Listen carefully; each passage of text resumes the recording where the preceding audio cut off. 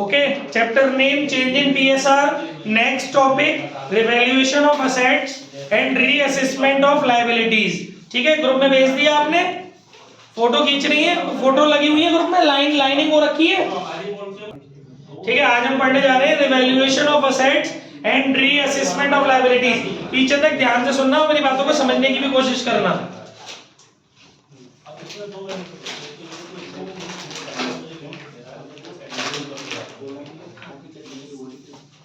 तरुण copy में हो रहे हैं सब, डेली कर रहे हो ना, टेस्ट में एंट्री नहीं होगी, तेरे हो रहे हैं। दिव्यांशु कॉपी में डेली कर रहा है। आकाश 99% कल टेस्ट है, कॉपी में रखना बिल्कुल तैयारी पूरी। हाँ, अप टू डेट एक क्वेश्चन लाओ जल्दी तो फटाफट। ओके ठीक है गाइस, तो टॉपिक है हमारा revaluation of assets and reassessment of liability.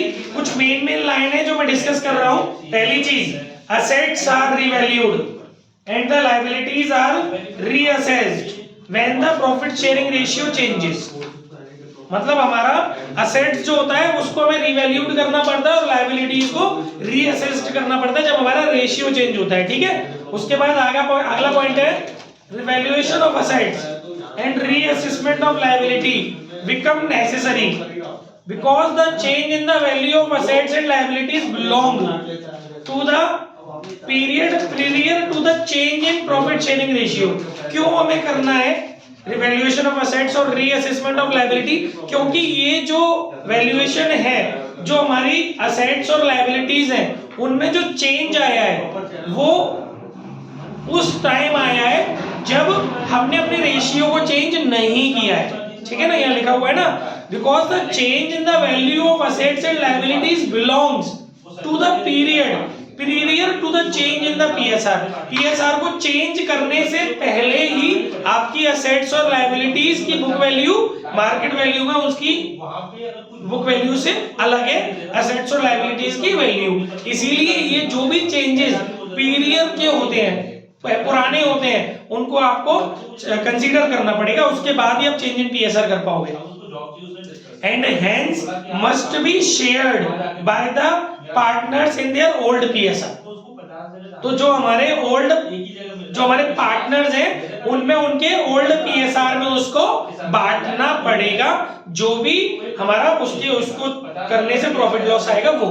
ठीक है, द पार्टनर में decide, first point, record revised value of assets and liabilities in the book of the firm। दूसरा, not to record the revised value of assets and liabilities in the book of the firm।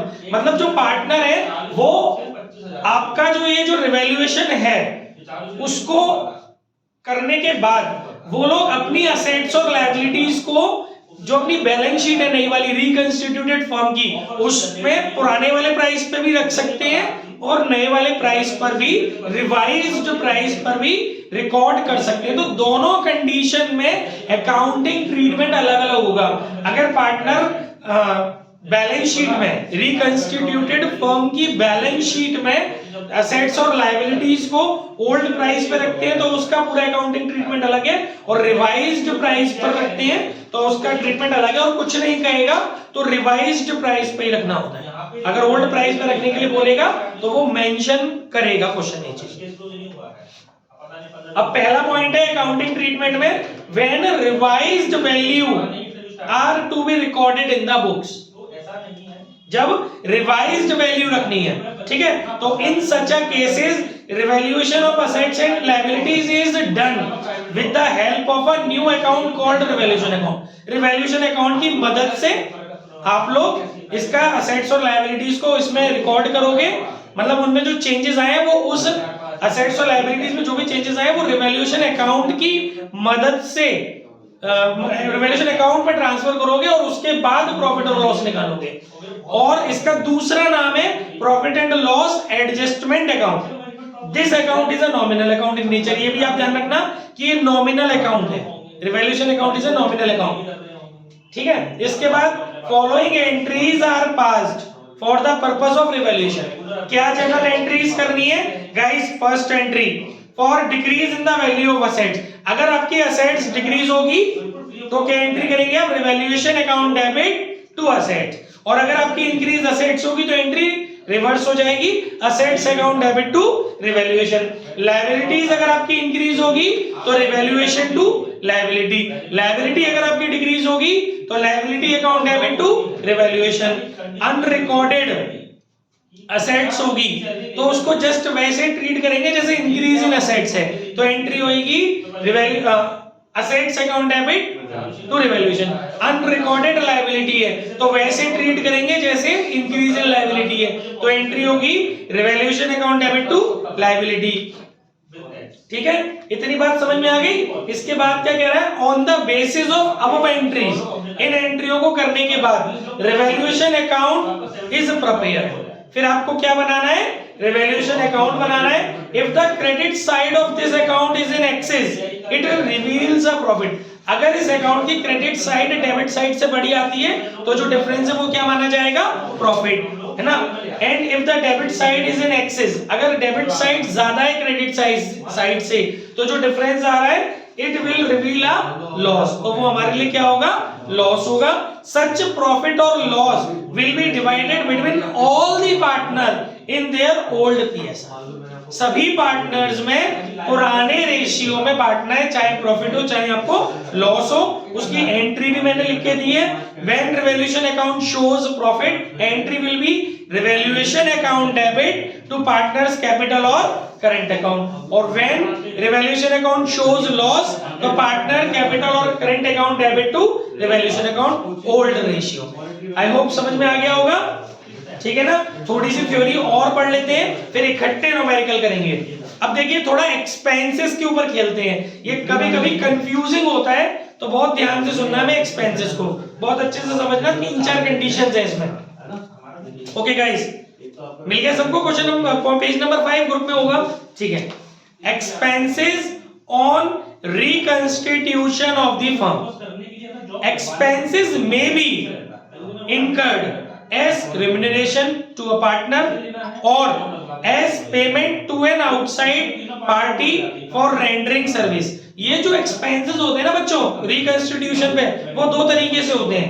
या तो आपने किसी partner को remuneration देना है, आपने उसको सेट कर दिया कि भाई तू जो है असेट्स और लायबिलिटीज का रिवैल्यूएशन कर और इसके लिए फर्म का रिकंस्टिट्यूशन कर, उसके लिए हम तेरे को खर्चा देंगे, रिम्यूनरेशन देंगे। या तो ये खर्चा उस पॉइंट ऑफ व्यू से होता है, या फिर आप किसी आउटसाइड पार्टी से कराते हो ये वाला काम। फर्म का रिकंस्टिट्यूशन करने के लिए किसी एजेंसी की हेल्प लेते हो और उस एजेंसी को आप जो भी आप उसका सैलरी देते हो वो भी एक्सपेंसेस होता है। तो दोनों ही कंडीशन में एक्सपेंसेस होते हैं हमारे, या तो पार्टनर को रिम्यूनरेशन देना इसके रिगार्डिंग, या फिर किसी आउटसाइड पार्टी से सर्विस लेके उसको कमीशन या सैलरी या जो भी उसका रिम्यूनरेशन है वो देना, ठीक है। Remuneration paid to a partner mean partner is paid for the service rendered by him but expenses are borne by the firm। Services partner ने की है लेकिन पेमेंट कौन करेगा, फर्म करेगी, ये भी ध्यान रखना है। Remuneration paid to a partner means partner is paid for the services rendered by him. Partner ने जो सर्विसेज दी है उसके लिए उसको पेमेंट किया गया है, बट ये खर्चा पार्टनर का नहीं है, ये खर्चा फर्म का है, ठीक है। अब इसके अंदर कुछ एंट्रीज है, ये ध्यान से सुनना बेटा, ये कंफ्यूज करती है क्वेश्चन में। The journal entries passed is when remuneration is paid to a partner. जब आप रिम्यूनरेशन पार्टनर को देते हो तो एंट्री क्या करते हो, रिवैल्यूएशन अकाउंट डेबिट, क्योंकि ये एक्सपेंसेस है। जब आप पार्टनर को रिम्यूनरेशन दे रहे हो इसके रिगार्डिंग, तो वो आपका खर्चा और इस खर्चे को आपको रिवैल्यूएशन अकाउंट से पास करना है, तो रिवैल्यूएशन अकाउंट आप करते हो डेबिट। और पार्टनर को कैश में नहीं देते हो, आप उसकी कैपिटल को क्रेडिट कर देते हो टू कंसर्न्ड पार्टनर्स कैपिटल या करंट अकाउंट। समझ में आ गया?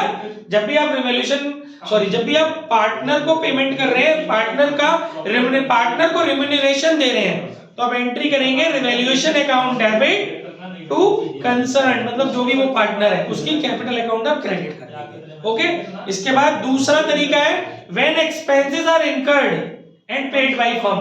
पार्टनर को बीच में नहीं लाया, किसी पार्टनर को ऑथराइज नहीं किया है हमने काम करने के लिए, हम पूरी फर्म की जिम्मेदारी ले रही है, तो खर्चा दे फर्म रही है, तो आप एंट्री क्या करेंगे, जब आप थर्ड पार्टी को पेमेंट करेंगे तो खर्चा है तो रिवैल्यूएशन अकाउंट डेबिट, और आपकी जेब से पैसा जा रहा है तो टू कैश में, ये आपने आउटसाइड पार्टी को पेमेंट किया है, सर्विसेज लिए उनसे इस बदले में, ठीक है। अच्छा, if remuneration paid to partner includes expenses also, हमने पार्टनर को जो रिम्यूनरेशन दिया है उसके अंदर खर्चे भी जुड़े हुए हैं और expenses are borne by the partner. बात समझना, मतलब दो चीजों की एंट्री आपने कर ली, पार्टनर को जो रिम्यूनरेशन देना है उसकी एंट्री आपने कर ली, जो पेमेंट फर्म ने आउटसाइड को करना है उसकी एंट्री कर ली। लेकिन आप अगर पार्टनर से कह रहे हो कि भाई पार्टनर हम तेरे को रिम्यूनरेशन दे रहे हैं और इसमें खर्चा भी शामिल है और खर्चा तू ये अब तू करियो, हम नहीं करेंगे, खर्चा कौन करेगा, तू करियो, तो वो खर्चा मिला करके जो अमाउंट हम रिम्यूनरेशन के रूप में उसको दे रहे हैं उसकी एक ही एंट्री होगी, revaluation account debit to concern partners capital. फिर हमें कोई मतलब नहीं है कि पार्टनर ने कितना खर्चा किया, अब वो देखेगा। अगर पार्टनर को ऑथराइज कर दिया है कि भाई हम तेरे को रिम्यूनरेशन के अंदर ही वो एक्सपेंसेस दे दे रहे हैं, पेमेंट तू अपनी जेब से कर दियो, तो फिर वो हम एक ही एंट्री कर देंगे, revaluation account debit to concerned partners capital account. If the partner is to bear the expenses and also has been paid by him, no entries pass. ये मैंने अभी आपको बता ही दिया, फिर खर्चे भी पार्टनर को करने और पार्टनर ने कर भी दिए, उसकी एंट्री आप फर्म में नहीं दिखाओगे क्योंकि आप तो पार्टनर की कैपिटल को क्रेडिट कर चुके ना उस अमाउंट से, बात खत्म।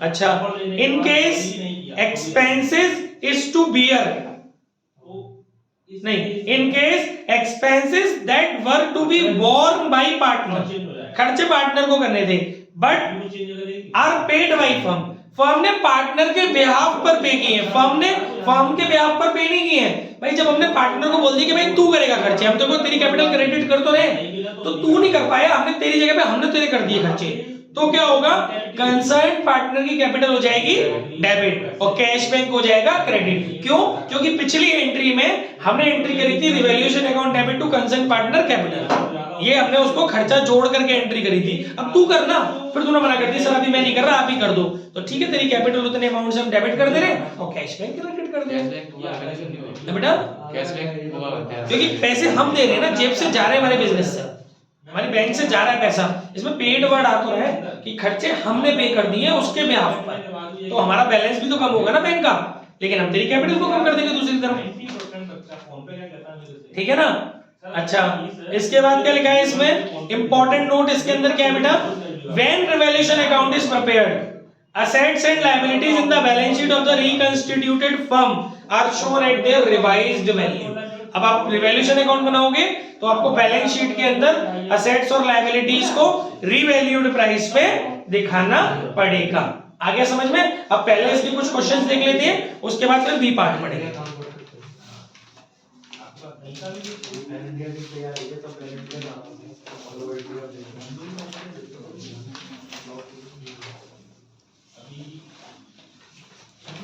हमने कहा था कि 21 तक कर लिए थे ना, ये लो बेटा 22, 23, 24, 25, 26 वाली ये दो शीट्स भेज दो, पहले वाली शीट भेजो ग्रुप में।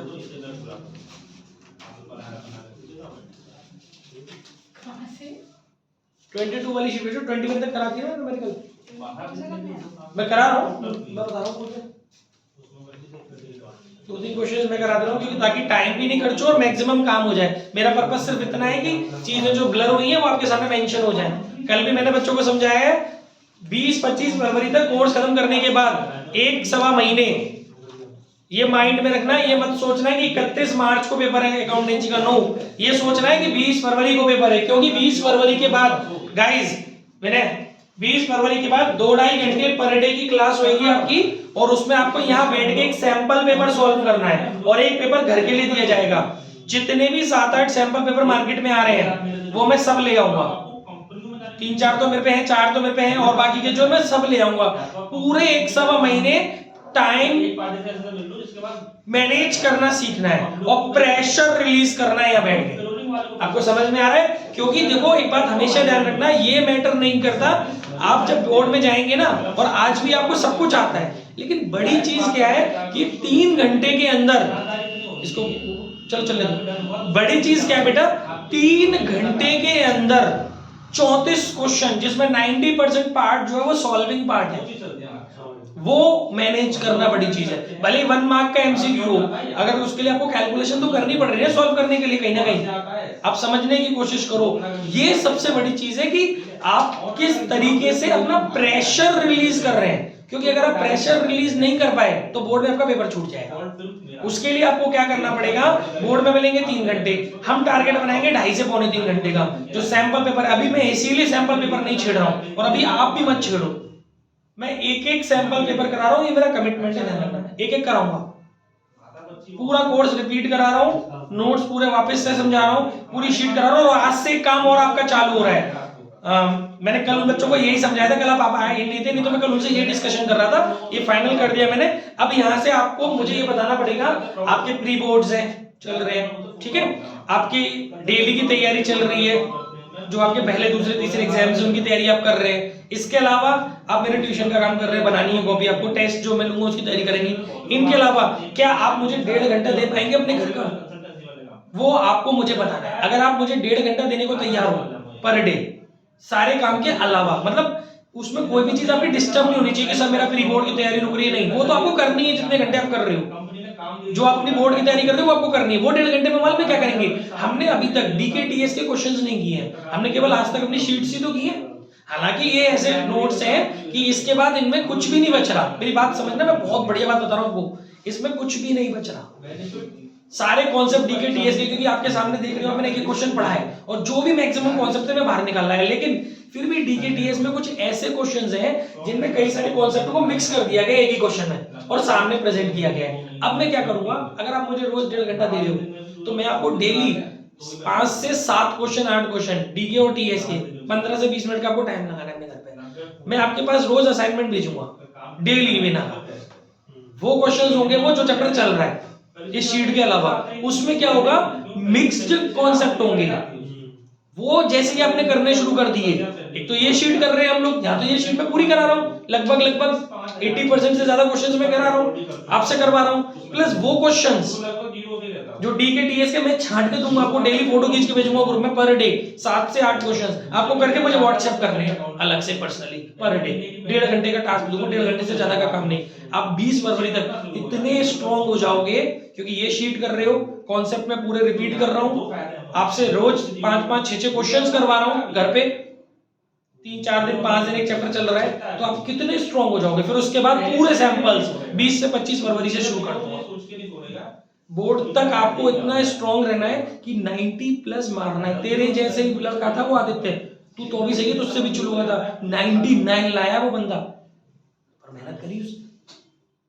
तो तुम भी अगर मेहनत करोगे ना तो कोई बड़ी बात नहीं है 99 में 100 लाना, कोई बड़ी बात नहीं है। अब भी इतना टाइम है कि मेरी स्ट्रेटेजी पे काम कर लोगे तो आपका जहां भी आप हो वहां से परसेंटेज बढ़ जाएंगे। पर जो स्ट्रेटेजी मैं बना रहा हूं उस पर आपको काम करना पड़ेगा। मैं आपका कोई टाइम डिस्टर्ब नहीं कर रहा, रोज 7-8 क्वेश्चन, 5-7 क्वेश्चन शीट के दे रहा हूँ वो करने, और 5 क्वेश्चन 6 क्वेश्चन के लिए मुझे 1-1.5 घंटा दीजिए। चाहे वो आप सुबह जैसे 7 बजे सो के उठ रहे हो तो 6 बजे उठना शुरू करो, रात को अगर आप 10 बजे सो रहे हो या 11 बजे सो रहे हो तो 12 बजे सोना शुरू करो। वो घंटा 1 घंटा अपना निकालो और उसमें मेरी शीट करो और मुझे व्हाट्सएप करो करते ही। समझ पा रहे हो? वीक में 1 दिन डाउट सेशन रख लेंगे, उनका क्लियर कर देंगे अलग से टाइम रख के। मतलब लग जाओ पूरी तरह मेहनत में, क्योंकि अकाउंटेंसी जो है वो स्कोरिंग है। इको वाले और बिजनेस वाले वो अपनी स्ट्रेटेजी बनाएंगे, वो आप उनसे डिस्कस करना कि उन्होंने आपके लिए क्या स्ट्रेटेजी बनाई है। मेरी अकाउंटेंसी की स्ट्रेटेजी मैं आपको बता रहा हूँ, तो अब आपको यहाँ से अब भी आप लग जाओगे बेटा तो 60 वाले 80 पे आ जाएंगे, 80 वाले 90+ पे चले जाएंगे, और जो 90 के इर्द गिर्द घूम रहे हैं वो 100 के अंदर घूमना शुरू हो जाएंगे। अगर इस स्ट्रेटेजी पे आप कमर कस के काम करोगे, पर करना पड़ेगा, आलस नहीं दिखाना है, एक एक काम करना है, ठीक है। आज भेजूंगा मैं क्वेश्चंस, कुछ पहले भेजूंगा फोर्स वाले फंडामेंटल के मेन क्वेश्चंस भेजूंगा जो मुझे लगता है अब तक हमने किए नहीं है तो डीकेटीएस में है, क्योंकि हमने तो पूरी साल शीट करी है अपनी, क्वेश्चन करेंगे टीएस डीके के, उसमें जो मेन क्वेश्चंस हैं जो बढ़िया वाले वो उठा के भेजूंगा उस असाइनमेंट में, वो करने हैं, ठीक है। तो चलिए अब कुछ क्वेश्चंस कर लेते हैं। सबसे पहले practical 22, Anil, Manvi and Payal are partner sharing profit and losses in the ratio 5:3:2। Guys हमें पार्टनर के रेशियो दे रखे हैं, their balance sheet as at 31 March 2022 stood as follow. एक हमें बैलेंस शीट दी हुई है, कुछ एडजस्टमेंट्स दी है। मैं सबसे पहले लास्ट लाइन पढ़ लेता हूं कि क्वेश्चन में अल्टीमेट पूछा क्या है। Pass the journal entries and prepare revaluation account. एक क्वेश्चन तमीज से करा देता हूं मैं, है ना, ताकि आपको रिदम पता चल जाए कैसे करना है। बाकी सारे क्वेश्चन हम शॉर्टकट में करेंगे। चलिए पहले जर्नल एंट्री पूछ रहा है, बना लेते हैं। तो गाइस जब भी जर्नल एंट्री की बात आती है, देखो उसने ये नहीं बोला कि 5 जर्नल एंट्रीज बोला है, उसने मैंने ये नहीं बोला इसके अंदर कि आपको किसके रिगार्डिंग जर्नल एंट्री करनी है, तो आपको सबके रिगार्डिंग जर्नल एंट्री करनी पड़ेगी जिन जिन की हो सकती है। ठीक है, तो भाई पहला है आपका they agreed to share profit and losses in the ratio 2:1।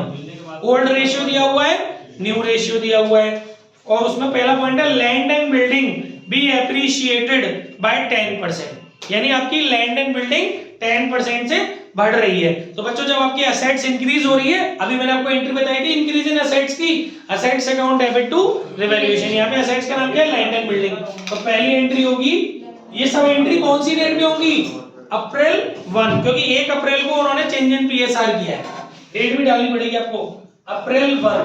क्या एंट्री होगी, land and building account debit, land and building account debit to revaluation account.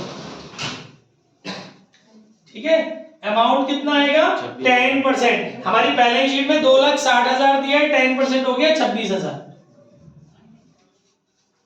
ठीक है भाई, इसके बाद सेकंड पॉइंट बोल रहा है मशीनरी बी रिड्यूस्ड। एक क्वेश्चन तभी से करा रहा हूं मैं, मशीनरी बी रिड्यूस्ड बाय 15%, यानी मशीनरी को 15% से घटाना है। तो डिक्रीज इन एसेट्स हो गया, तो एंट्री हो जाएगी revaluation account debit to machinery.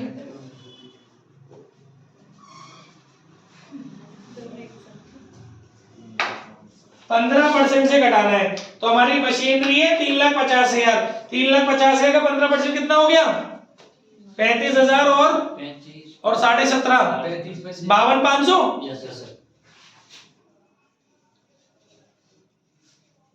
इसके बाद आगे बोला है उसने स्टॉक बी इंक्रीज्ड। देखिए इसी क्वेश्चन में सब कुछ है, stock be increased up to, वो केवल 2 लिखा है ना, वो अप टू ही है, अप टू 1 लाख। इसका मतलब ये नहीं है कि 1 लाख से बढ़ाना है, नहीं, बढ़ाकर 1 लाख करना है। तो आपको कंपैरिजन करना पड़ेगा बैलेंस शीट से।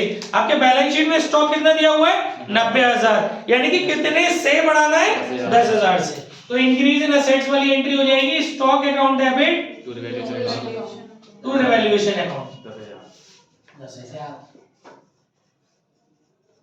ठीक है सर।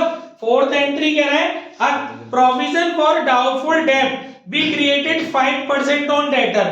देखिए प्रोविजन क्रिएट कर रहे हो तो आपकी लायबिलिटी इंक्रीज हो रही है, तो इंक्रीज इन लायबिलिटी की एंट्री हो जाएगी revaluation account debit to PVD. Debtors का 5%, डेटर्स कितने के बेटा आपके, 1 लाख के, 5% हो गए 5,000।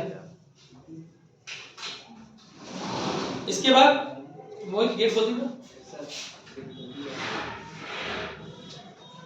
किसने बोली है, किसने बोली, आपने बोला, मैंने कहा बोली। चलो भाई भी तो जाओ भाई, मैंने पी ली थी कॉफी थोड़ी देर पहले। और किसका नहीं, कहीं और आया होगा, गलत आ गया। कोचिंग से आया, मैं कोचिंग दूसरी होगी, वो आगे वाली होगी, आगे वाली कोचिंग होगी। खोलते गेट, खोल दो, अब रहने देना बस, यही पूरी कर दो। हां कोई फोन नहीं आया तो मन से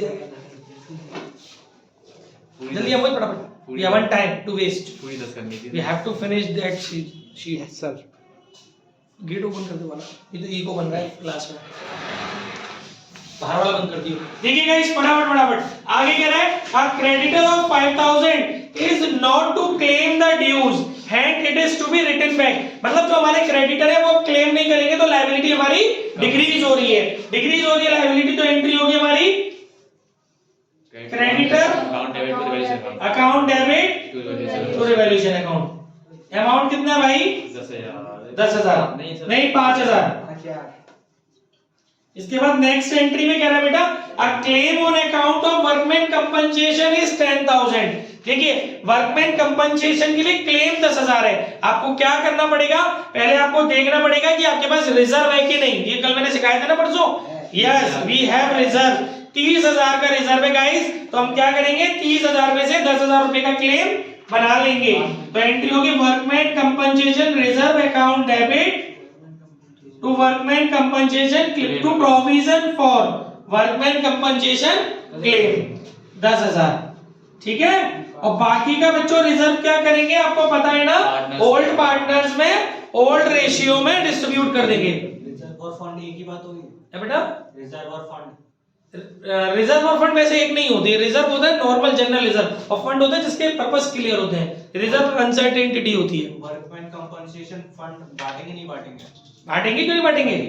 फंड और यहाँ वैसे नॉर्मल टेक्निकली एक ही बात होती है। वैसे अगर आप डीपली जाओगे तो अलग है, प्रैक्टिकली आप उसका एक ही ट्रीटमेंट कर रहे होते हैं, ठीक है। नहीं बटेगा, क्यों नहीं बटेगा? रिजर्व और फंड्स बटेंगे। तो अब आप क्या करेंगे, इसमें 20,000 को डिस्ट्रीब्यूट करेंगे। 30 था ना, 10 तो आपने यूज कर लिया। 20,000 का रेशियो क्या है भाई? 5, 3, 2, तो कितना हो जाएगा बताओ डायरेक्टली? 5/10 और 3/10 और 2/10, 4,000, 6,000 और 10,000। ये आपकी एंट्री हो गई। पार्ट इसकी एंट्री क्या होगी बांटने की? Workman compensation reserve account debit to partner के नाम क्या दिए हुए हैं? अनिल, मानवी और Payal. A's capital, M's capital और पीस कैपिटल अकाउंट। 10, 6, 4 20,000 को 10, 6, 4, ठीक है बच्चों। इसके बाद नेक्स्ट एंट्री है an expenses of 2,000 was paid by the firm for getting the value of land and, ये विनय बताएंगे। An expenses of 2,000 was paid by the firm for getting the value of land and building certified from a chartered engineer। Land to revaluation account है। हाँ, कभी भी fix assets के certification में कोई amount खर्च करते हैं तो इंक्रीज इन असेट्स माना जाता है। तो यही तो बोला था। नहीं तुमने गलत, हाँ तुमने सही, मैं क्या बोल रहा हूँ, मैं तो कहता रहा उसने हूँ बोला था गलत, मारो। ये क्या कह रहा है? क्यों लैंड टू रिवैल्यूएशन होगा भाई? मैंने कहा मार दूंगा ना, ठीक है ना। तो ये आपकी असेट्स इंक्रीज हुई है क्योंकि आपने सर्टिफिकेशन में पैसा खर्च किया है, ठीक है। तो आपका पैसा एंट्री क्या हो गई? Land account debit to revaluation. कितना है भाई? 2,000। और क्या रह गया? Balance sheet. बस बैलेंस शीट तो बनवाई नहीं है। अब आप क्या करेंगे, आप अपनी बैंक देखिए इसमें जब उसने ये बोला ना पास नेसेसरी एंट्रीज, तो गाइस आपको क्या करना पड़ेगा मालूम है? आपको अपने जो बैलेंस शीट दी है उसमें से देखना पड़ेगा कौन सा पॉइंट आपको मालूम क्या करना पड़ेगा। सबसे पहले सुनो मेरी बात सुनो, सबसे पहले आपको ये देखना पड़ेगा क्या क्वेश्चन के अंदर गुडविल दी है। अगर क्वेश्चन के अंदर, मैंने एक बहुत बढ़िया बात बता रहा हूं, क्वेश्चन के अंदर अगर गुडविल दी हुई है ना तो आपको न्यू और ओल्ड रेशियो जो दी है उसमें चेक करना पड़ेगा कोई बंदा गेन तो नहीं कर रहा है। क्योंकि जब आप गेन कर रहे होते हैं, मतलब गुडविल दी है कि नहीं दी है, क्योंकि गुडविल दी होती तो वो गेन और वो सब निकालते हैं ना। मेरी बात समझ में आ रही? सिखाया तो था मैंने तुम्हें, इसी चैप्टर में तो सिखाया था गुडविल का ट्रीटमेंट। अगर गुडविल दी होगी तो गेनर्स कंपनसेट करेगा, अमाउंट ऑफ कंपनसेशन सिखाया तो था भाई। क्यों ऐसे घूर रहे हो मुझे? अमाउंट ऑफ कंपनसेशन देखना पड़ेगा। वो दूसरी चीज होती है। नहीं वो इस वाले चैप्टर में नहीं होगी। परचेज वाली होगी ना फिर तो वो, अगर बुक में मिल हमारी दी होगी तो, मतलब अगर बुक में होगी तो वो तो परचेज नहीं, बुक में नहीं कह रहा हूँ गुडविल। तो फिर तो वो तो फिर तब निकाली जाएगी ना जब हमारा वो कोई एडमिशन हो रहा है, फिर रिटायर हो रहा हो। एक मिनट इसको पॉज करिए। नहीं इस चैप्टर में, ठीक है। तो इसमें अब हमारा को ये क्या करना है, हमने सारी एडजस्टमेंट्स पढ़ ली, एंट्री कर ली। अब हम अपनी बैलेंस शीट देख लेंगे, कोई रिजर्व से रिलेटेड डिस्ट्रीब्यूशन तो नहीं है, क्योंकि हमने एक पढ़ा था ना रिजर्व को और एक्यूमुलेटेड प्रॉफिट और लॉसेस का हुई तो एंट्री करनी पड़ेगी। अगर हुई तो भाई यस, जनरल रिजर्व इसमें है। कितने का जनरल रिजर्व है? 20,000 का है। तो ये ओल्ड पार्टनर्स में ओल्ड रेशियो में डिस्ट्रीब्यूट हो जाएगा। General reserve account debit to Anil's capital, to Manvi's capital और टू पायल्स कैपिटल। अकाउंट आप लगा लेना। 20,000 को अगर आप बांटोगे तो अभी हमने बांटा भी तो कुछ 20,000 को 10,000, 6,000, 4,000 रहेगा, ठीक है। इसके बाद वर्कमैन कंपनसेशन डिस्ट्रीब्यूट हो गया, असेट साइड में देख लो नहीं है। तो गाइस ये आपकी थी जनरल एंट्री। अब इन्हीं जनरल एंट्री की मदद से रिवैल्यूएशन अकाउंट बनाएंगे। एक एंट्री और होनी है, रिवैल्यूएशन अकाउंट का जो प्रॉफिट लॉस आएगा उसको डिस्ट्रीब्यूट करने की। थोड़ी सी जगह छोड़ देते हैं या फिर एक काम करते हैं यहां बना लेते हैं दूसरा रिवैल्यूएशन अकाउंट।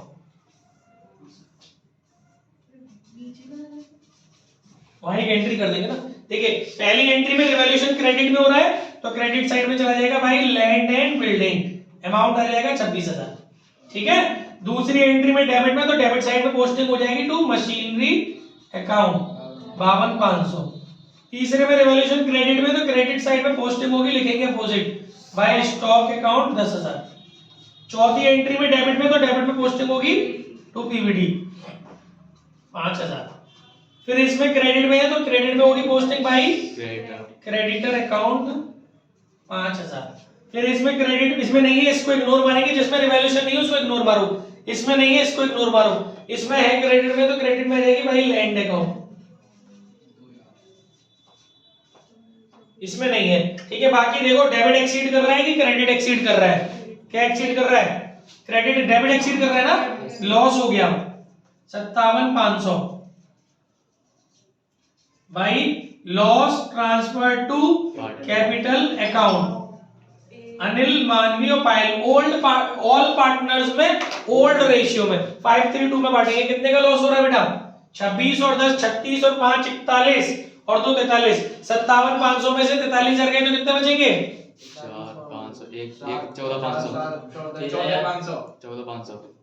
14,500 बांटो 14,500 को, 5 3 2 में 5/10, 14,500 इंटू 3/10, 14,500 इंटू 2/10, 1450 इंटू 2 कितना हो गया? 2900। ये हो गया 14 3 42 4350 है ना, और ये हो गया 7250। सही है गलत है? 9 और 6 15 और 4 और 2 6 और 7 13 और 14,500 हो गया। ठीक है, 7250 4350 2900, टोटल हो गया 14,500। तो ये आपका लॉस हो गया। लॉस को डिस्ट्रीब्यूट करने की भी मैंने आपको एंट्री बताई थी, क्या होगी? Partners capital account debit to revaluation. तो ये कर दो एंट्री, पार्टनर्स कैपिटल यानी कि A's capital account debit, M's capital account debit, E's capital account debit to revaluation. 7250 4350 2900 14,500। Got it? Photo खींचो इसकी, आगे बढ़ते, पॉज मार लेते हैं।